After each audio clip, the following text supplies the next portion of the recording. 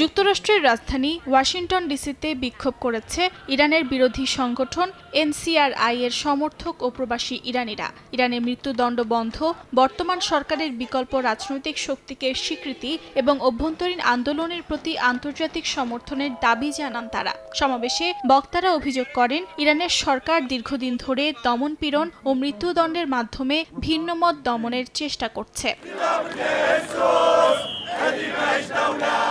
রোববার তিউনিসিয়ার রাজধানী তিউনিসেও president Kais সাইদের বিরুদ্ধে বিক্ষোভ হয়। সমাবেশে অংশ নেয় শত শত মানুষ।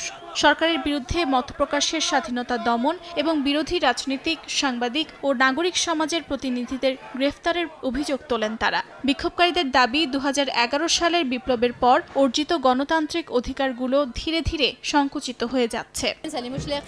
না সামাজিক পরিস্থিতি, না অর্থনৈতিক অবস্থা কোনোটাই উন্নত হয়নি, বরং তিউনিসিয়ানরা যে অধিকারগুলো ভোগ করত সেগুলো এখন হুমকির মুখে।